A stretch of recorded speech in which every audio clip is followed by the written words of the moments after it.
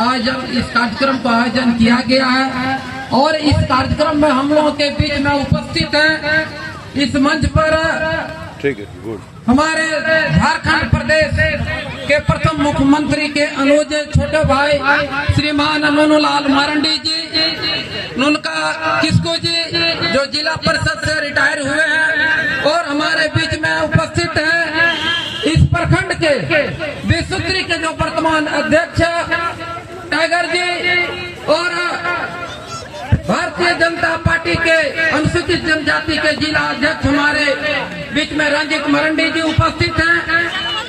इस प्रखंड के पूर्व प्रमुख रामप्रसाद यादव जी और ये भी हमारे पीरटांड से आए हुए हैं हमारे बीच में जो पूर्व प्रमुख सिकंदर हेमराम जी। इस तरह से हमारे मंच पर इस ताराजोरी पंचायत के मुखिया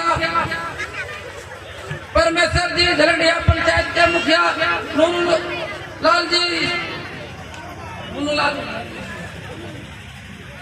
एवं उपस्थित हमारे इस क्षेत्र के सभी गणमान्य मांझी अड़ाम, उपस्थित हमारे सम्मानित मां बहन नौजवान क्रांतिकारी बंधुओं सबों को मेरे यार ओर से हार्दिक हूल दिवस के अवसर पर क्रांतिकारी जोहार।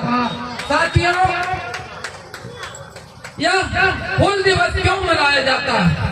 हूल दिवस आप जानते हैं कि सीधू कानो चांद भैरो फूलो जानो ने अंग्रेजों के विरोध में कितनी बड़ी लड़कर के कुर्बानियां दिया था।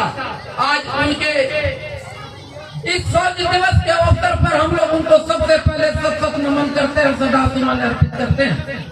साथियों, अंग्रेजों का जुल्म जब पूरा देश पर पूरा देश के वासी हमारे कर रहे थे, चाहे वो आदिवासी हो, चाहे वो गैर आदिवासी हो, चाहे वो दलित हो, पिछड़े हो, संथाल हो, जो भी हो, अंग्रेज लोग हमारे लोग भारतवासियों को जीने के लिए माने कीड़े मकोड़े की जिंदगी भी जी लेते हैं अभी के समय में, लेकिन उस तरह से भी हमारे लोग नहीं जी पा रहे थे। आप समझ सकते हैं जो अभी जो झांकियां हमारे प्यारे प्यारे नन्हे मुन्ने बच्चों ने दिखाया, इससे आप क्या समझ रहे हैं कि भोगनाडी गांव साहेबगंज जिला में आज 1855 ईस्वी में सीधू कानू चांद भैरव फूलो भानु के नेतृत्व में उस समय 10,000 से ऊपर की आबादी के लोगों को वहां पर जुटान हुआ था और उस जुटान में सीधू कानू को राजा और चांद भैरव को सेनापति बनाया गया था और उनके नेतृत्व में अंग्रेजों के विरोध में प्यूर फूका गया कि अंग्रेज तुम माटी मेरा भारत का माटी छोड़ो, शोषण मुक्त भारत करो। लेकिन अंग्रेजों ने उनकी बात को कहां तक सुनी? ये तो हमारे दिल दहला देने वाली बात है कि उनका जो अंग्रेज का जो सेनापति शायद डायर क्या बोल करके इस तरह से नाम था, उनके नेतृत्व में हजारों पुलिस गोला बारूद लेकर के और संथालों को दमन करने के लिए, कुचलने के लिए और पूरे एरिया को पाकुड़ जिला, साहेबगंज जिला, दुमका जिला इत्यादि जिलों में जितने भी संथाल हमारे निवास करते थे, संथाल आदिवासी गैर आदिवासी निवास करते थे, 20,000 तो सरकारी आंकड़ा है, लेकिन हम लोगों को पुराने लोगों से सुनने को आता है कि 70,000 की आबादी को उन लोगों ने कत्लेआम किया था। और आप समझ सकते हैं कि 70,000 आबादी आज के समय में 70 लाख से ज्यादा हो सकता है, क्योंकि जब हमारे दादा एक थे लेकिन आज उनके वंशज हम लोग 50-100 घर हो चुके हैं। उस तरह से समझ सकते हैं कि कितनी बड़ी आबादी को उन लोगों ने तबाही मचाया था। कीड़े अभी जो झांकी बच्चों ने दिखा रहा था, जब उनका सिपाही और दरोगा जब आया तो आंदोलन में 3-4 दरोगा मारे गए थे। उसका विरोध में अंग्रेजों ने हमारे सभी संथाल विद्रोहियों को घेर करके और बारी बारी से महीनों सालों भर एक करके कत्लेआम किया था। आप समझ सकते हैं कि हमारे पूर्वजों ने इतनी बड़ी कुर्बानियां दिया और क्यों दिया था? इसलिए दिया था कि मेरा देश आजाद होगा, अंग्रेज यहाँ से भागेगा, भारतवासी यहाँ का से अपना जिंदगी कटाएंगे।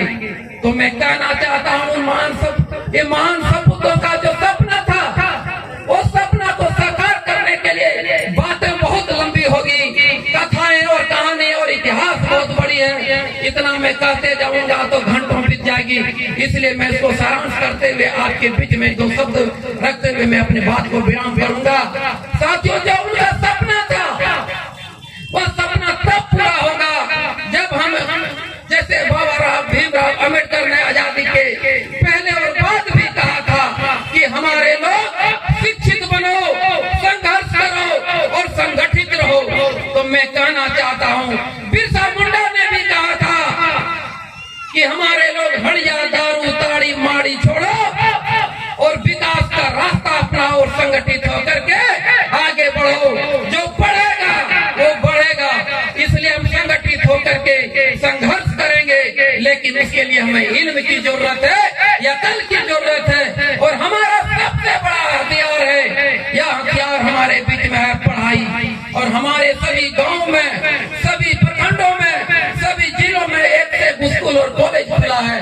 आप अपने बच्चों को पढ़ाने लिखाने पर दिन रात मेहनत करिए, तब जाकर के समझ सकते हैं कि सिद्धू कानू चांद भैरव बिरसा मुंडा इत्यादि का जो कुर्बानियां हमारे लिए दिया गया है, जो कुर्बानी उन लोगों ने दिया है, उनकी कुर्बानी का सच्ची श्रद्धांजलि हम अर्पित कर रहे हैं। उनके बताए हुए मार्ग पर हम चलने का कोशिश कर रहे हैं। सच्ची श्रद्धांजलि तब होगी जब हम उनके बताए हुए रास्ते पर चलेंगे और उनके बताए हुए रास्ते पर चल करके कुछ करके हम दिखाएंगे, इस समाज के लिए, इस देश के लिए, अपने लिए, अपने माँ बाप के लिए, अपने गांव समाज के लिए। इसलिए मैं कहना चाहता हूँ सम्मानित माँ बहनों से कि बड़े बुजुर्ग नौजवान को रोजी रोजगार के चक्कर में अपने आप का समय झोंक देते हैं, लेकिन आप माताएं और बहनें घर में रहते हैं, आप बच्चे को संभालते हैं, गांव में रहते हैं, तो निश्चित तौर पर अपने बच्चे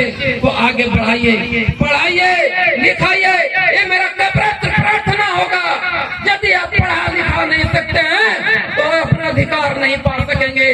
दुनिया में कोई कुछ नहीं देगा तब जब आप अपने आप को लायक बनाइएगा। इसलिए लायक बनिए, संघर्ष करिए और संगठित रहिए।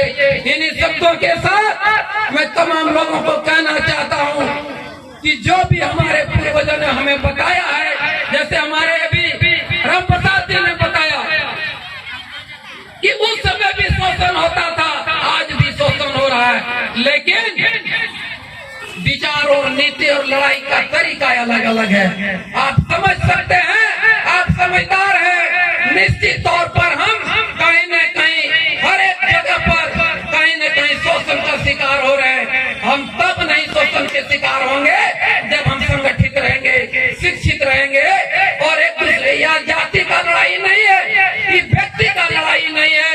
ये चांद भैरव, सिद्धू कानू, फूलो थानो कोई जाति के लिए नहीं लड़ा था, कोई समाज, कोई जाति, कोई धर्म के लिए नहीं लड़ा था, या पूरे हिंदुस्तानियों के लिए लड़ा था। इसलिए हम लोगों को सिर्फ इस क्षेत्र में संथाल के लिए नहीं, आदिवासी के लिए नहीं, हमें इस क्षेत्र के, इस राज्य के, इस देश के जनता के ऊपर अगर किसी प्रकार का कोई आफत पड़ता है, वो विपत्ति होता है, तो हम लोग सब एक हो जाएंगे और एक होकर के हम लोग कंधे से कंधे मिला करके हम विरोधियों के विरोध में बिगुल फूकेंगे और अपने साहस और पराक्रम का परिचय देंगे। और परिचय ऐसा देंगे जो हमारे शोषण करने के लिए सोच रहे हैं, उनकी सोचने की शक्ति को नष्ट नाबूद कर देंगे। आप समझ सकते हैं कि अभी यह जो भीड़ है, इससे आप क्या साबित करना चाहते हैं?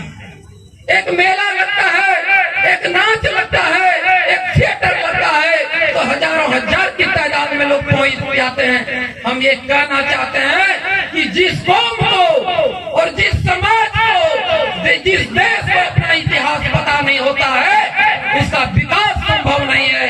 इसलिए अपना इतिहास को पढ़ने के लिए, अपना इतिहास को पढ़ने के लिए और अपना इतिहास को जानने के लिए एकत्रित होना पड़ेगा, एक जगह जमा होना पड़ेगा, कुछ बताना पड़ेगा और कुछ सुनना पड़ेगा।